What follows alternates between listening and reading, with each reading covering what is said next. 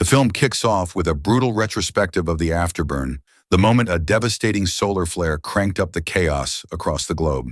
Technology was utterly decimated, and humanity's numbers were slashed in half, leaving behind a ravaged world where the rules were tossed out the window. The narrative then zeroes in on the sprawling ruins of London, introducing an imposing figure known as Jake. He was heading straight into a crumbling performance hall. It's quickly revealed that Jake was not just some random survivor.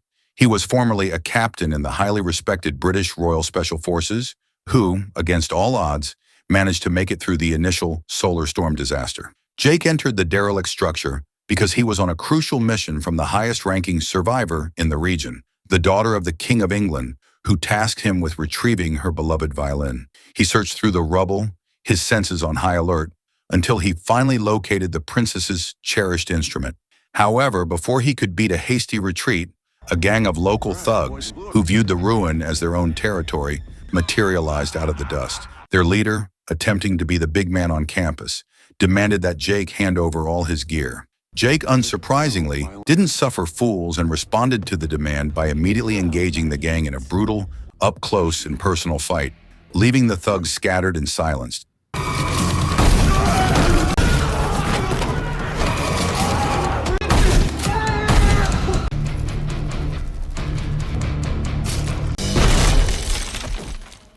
With the threat neutralized, Jake quickly departed, making a beeline for the palace to deliver the violin. Upon his arrival, the princess was over the moon to have her priceless heirloom back. After a brief acknowledgement, Jake was off the clock. He went home to his dilapidated but secured shelter, where his routine was pure post-apocalypse. First, he made sure his loyal pet dog was fed, and then he settled in for some well-earned downtime. In a world without cell phones or TV, he simply munched on a snack and let his mind wander in the quiet until he drifted off. His rest was short-lived. Suddenly, Jake awoke to the telltale sound of someone setting off a perimeter trap right outside his home. He checked the scene and found a former British soldier, a colleague. The colleague explained that he was on a mission directly from the King of England and needed Jake to report to the king immediately, as they had a job that couldn't wait. Wasting no time, Jake rushed out to meet the enigmatic ruler. Jake finally arrived at the royal meeting point and, with his usual no-nonsense attitude, immediately questioned the king's presence. Why would the king risk his own safety when he could have simply sent a subordinate? King August, the so-called King of England, offered a simple retort. He preferred to keep his finger on the pulse and see the current state of play outside his compound. He then laid out the main objective for Jake, a high-stakes retrieval mission to recover the legendary Mona Lisa painting, which was located deep within the ruins of France. King August stressed that this was no walk in the park. France was now effectively controlled by a ruthless rebel faction. To aid his mission, the king provided Jake with a detailed map marking the painting's approximate location. King August also revealed a crucial piece of backstory. He had previously dispatched a specialist female operative named Drea to retrieve the painting, but she had gone off the grid and had not been heard from since. Upon hearing the name Drea, Jake's demeanor shifted instantly. Drea turned out to be his girlfriend, and the professional mission suddenly became intensely personal. With a renewed, fierce resolve, Jake accepted the assignment without hesitation. King August pressed for immediate action, insisting that the mission begin that very day, as time was of the essence. Before Jake departed, he had a final conversation with the princess, King August's daughter. He posed a fundamental question that was eating away at him. With the world still in shambles and people fighting for mere survival, why was the king focusing valuable resources on recovering a painting? The princess simply smiled, offering a cryptic response, saying he would figure it out soon enough, and his job for now was to just follow orders. Jake then took to the skies, piloting the last operational aircraft toward the war-torn remnants of France. No sooner had they crossed into French territory than the aging plane experienced a catastrophic system failure. The pilot, realizing the gravity of the situation, ordered Jake to bail out immediately using a parachute. When Jake insisted they jump together, the pilot revealed the grim truth. There was only one functional parachute. The pilot told Jake not to worry, claiming he would attempt a crash landing in the water. Respecting the pilot's ultimate sacrifice and knowing the mission was paramount, Jake obeyed, strapping in and plunging alone into the unknown. Having parachuted into the ravaged French landscape, Jake quickly gathered his gear and began his trek through the ruined city. The immediate reality was a shock to the system: rampant looting, widespread anarchy, and buildings reduced to burnt-out shells painted the scene. Behind this devastation, the true villain running this territory was finally introduced. He was the ruthless warlord, General Volkov. Volkov was casually playing chess with one of his subordinates, but when his opponent neared a checkmate, the warlord displayed his innate cruelty, ruthlessly dispatching the man rather than facing defeat. Shortly afterward, Volkov's lieutenant informed him that despite their efforts, the Mona Lisa remained out of their grasp. It was clear that Volkov's faction was a dangerous rival, though the painting's actual strategic value was still a closely guarded secret. The following morning, Jake was still moving through the ruins, attempting to pinpoint the location of the elusive painting. His focus was suddenly hijacked when he witnessed a group of Volkov's rebels brutally executing local citizens who dared to defy the general's rule. Silence, everyone! This display of unchecked savagery immediately cranked up Jake's concern for Drea, his girlfriend, who had vanished into this same hellscape. With his priorities decisively rearranged, Jake shelved the Mona Lisa mission. Finding Drea was now his #1 priority. It wasn't long before 3 of Volkov's rebels came out of the woodwork, demanding that Jake surrender his possessions. Jake was in no mood for negotiation, and his refusal triggered an immediate, fierce melee.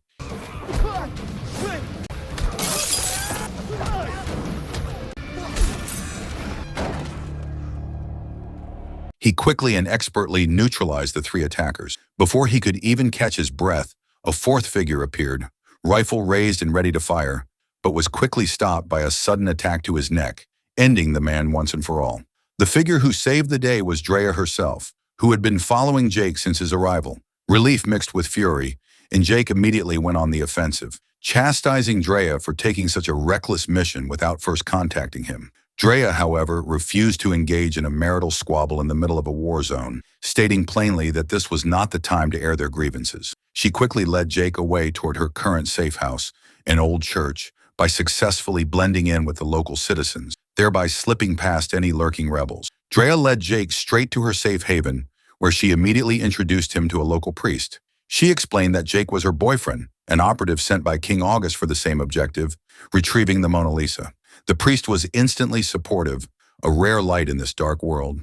In a gesture of pure selflessness, he offered Jake and Drea the use of his personal vehicle for their mission. Drea accepted, as Jake's map indicated the painting was stashed away in a seriously off-the-map location. The plan was to exploit the current turmoil, leaving that very day while General Volkov's rebels were preoccupied with terrorizing the local populace.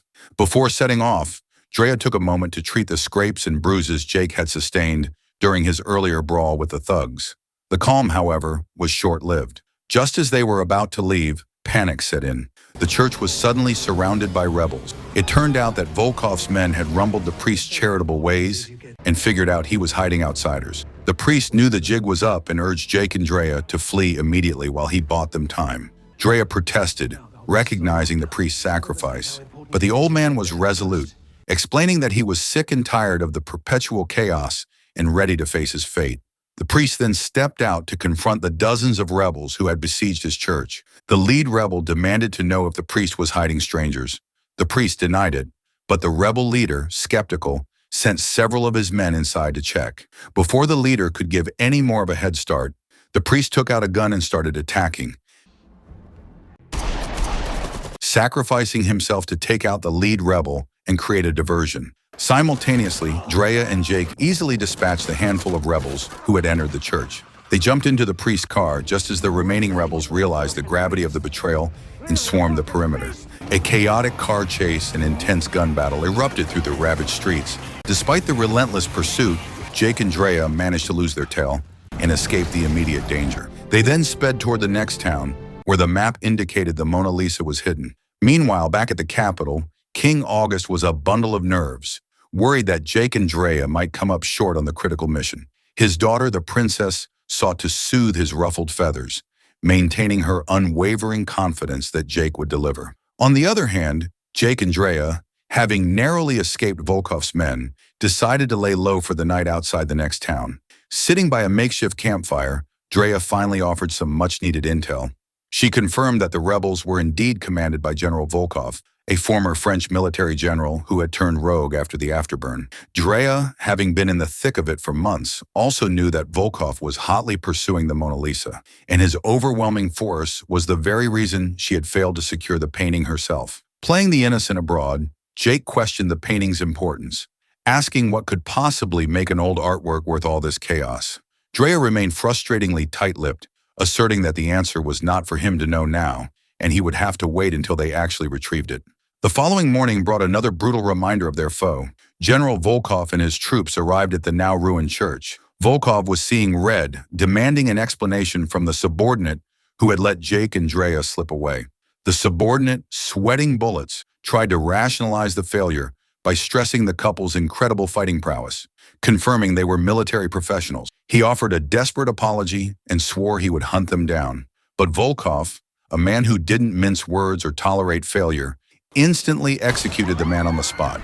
With his terrifying authority reinforced, Volkov and his remaining forces immediately hit the road, following Jake's trail to the next city.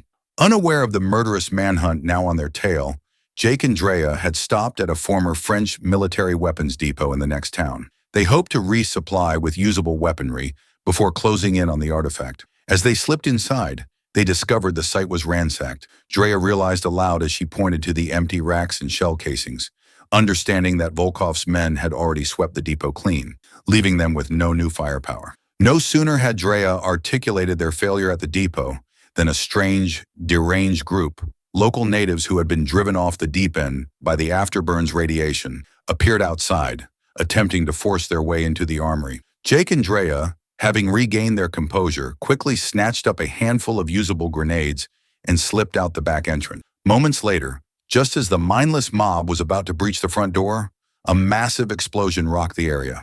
Jake had rigged the grenades to detonate near the entrance, creating a devastating diversion to cover their escape and eliminate the immediate threat.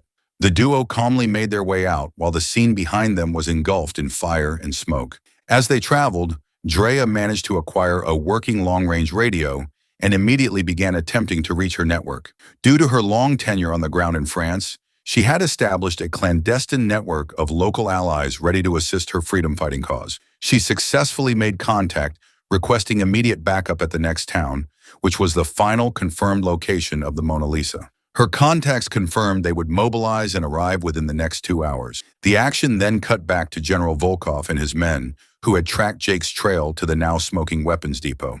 Volkov and his lieutenant stormed inside, drawn by the signs of the blast. There they found one of the strange, irradiated natives, miraculously still alive, though clearly suffering from the explosion. Volkov interrogated the dying man, who managed to stammer out that a strange man and woman had been there and had taken weapons before the explosion. Volkov immediately confirmed his suspicion. The strangers were Jake and Drea. With the native having served his purpose as a piece of intel, Volkov executed him swiftly and mercilessly before ordering his forces to renew the chase. Meanwhile, Jake and Drea had finally arrived at the heavily secured building containing the Mona Lisa. They gained entry to the facility itself, but their progress was immediately halted by the final vault door to the painting room, which was locked down tighter than a drum. Thankfully, a brief search of the antechamber yielded an unexpected bit of luck. They managed to locate a complete blueprint map detailing the entire layout of the heavily fortified structure. Jake and Drea spread the newly acquired blueprint map out and pored over the schematics. After a detailed examination, they discovered a hidden entry point, a desperate, extreme measure that would bypass the locked vault. The route involved descending into a service well and then undertaking a long, arduous underwater dive. This submerged passage was the only remaining way to directly access the room housing the Mona Lisa. Considering the gnarly conditions, Jake decided to take the risk alone. He instructed Drea to wait outside the main vault door, and once he was inside, he would unlock it from the other side, providing a quick entry for both of them. Drea reluctantly agreed to the plan and posted up by the door. Jake found the well, and using a grappling rope, slowly made his descent into the darkness. Once at the bottom, he took a deep breath and plunged into the murky water. He endured a hellish dive, navigating the cramped, submerged passageway for a significant amount of time. Finally, lungs bursting, he surfaced inside the building and found himself exactly where the blueprint had promised, a small, dry space directly connected to the art room. He quickly located the interior controls and unlatched the heavy main door, allowing Drea to rush in. Together, they took in the sight of the legendary Mona Lisa. But the sight was more than just the painting. It was a revelation that hit Jake with the force of a sledgehammer. The painting was not on a canvas, but was actually painted directly onto the casing of a massive, pre-burn atomic bomb. The entire retrieval mission hadn't been about art.